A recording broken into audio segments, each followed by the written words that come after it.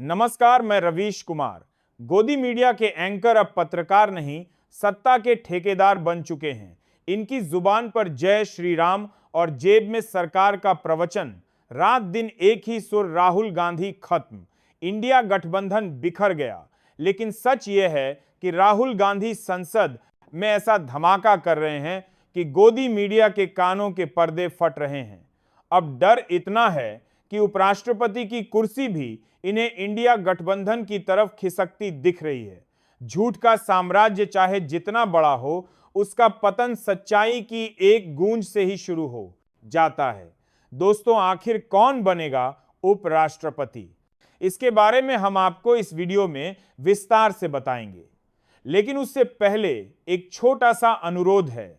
अगर आपने अभी तक हमारे इस वीडियो को लाइक नहीं किया है तो अभी लाइक कर दीजिए, और अगर आप चैनल पर नए हैं तो चैनल को सब्सक्राइब करिए ताकि हमारी हर खबर सबसे पहले आप तक पहुंचे। साथ ही कमेंट में लिखकर बताइए कि आप इस वीडियो को भारत के किस राज्य या शहर से देख रहे हैं। आपकी एक छोटी सी प्रतिक्रिया हमें और बेहतर काम करने की ताकत देती है। दोस्तों, हाल ही में हमने देखा कि दिल्ली में राहुल गांधी ने चुनाव आयोग और वोट चोरी को लेकर जो रैली और प्रदर्शन किया, उसमें पूरे देश ने गवाह बनकर देखा कि उन्हें लगभग 300 सांसदों का समर्थन प्राप्त हुआ। उसी के बाद से मोदी सरकार जड़ से हिलती हुई नजर आने लगी, और आज उसी का असर है कि चुनाव आयोग को वोट चोरी जैसे आरोपों पर प्रेस कॉन्फ्रेंस करनी पड़ रही है। राहुल गांधी ने कहा था कि धमाका ऐसा होगा कि चुनाव आयोग दिखाई ही नहीं देगा, और आज हालात वैसा ही बनते नजर आ रहे हैं। इस बार राहुल गांधी को पूरा समर्थन प्राप्त है। सड़क से लेकर संसद तक पूरा बढ़ते हैं के साथ खड़ा दिखाई दे रहा है। यहां तक कि अब लोग ये सपना देखने लगे हैं कि राहुल गांधी को ही प्रधानमंत्री बनाया जाए। अब उपराष्ट्रपति पद को लेकर पूरे देश में हलचल है कि आखिर किस पार्टी का कौन नेता इस पद पर बैठेगा। कुछ खबरें सामने आ रही हैं कि आरएसएस के एक बड़े नेता को उपराष्ट्रपति बनाया जा सकता है।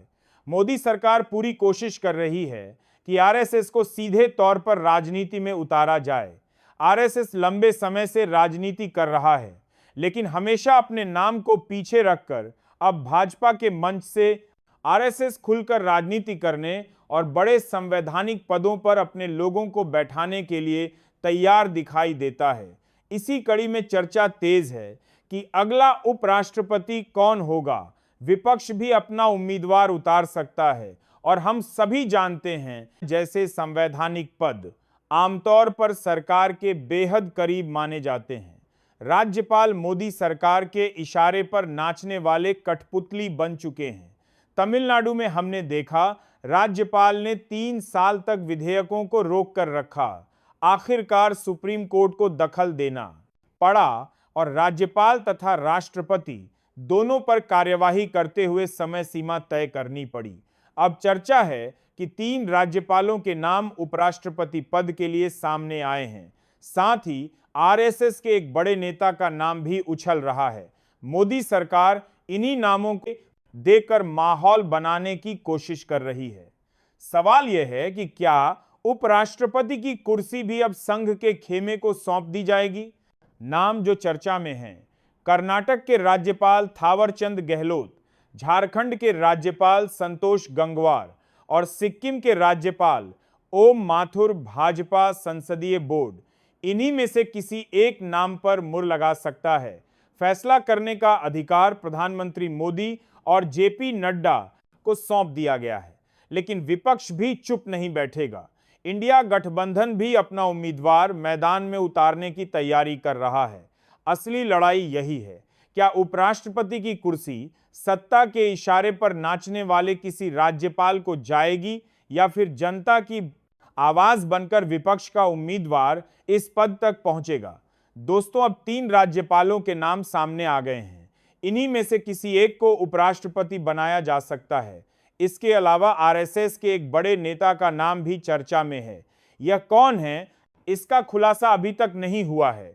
जो 3 राज्यपाल चर्चा में हैं, कर्नाटक के राज्यपाल थावरचंद गहलोत, झारखंड के राज्यपाल संतोष गंगवार और सिक्किम के राज्यपाल ओम माथुर, यानी कि इन तीनों में से किसी एक नाम पर मुहर लग सकती है।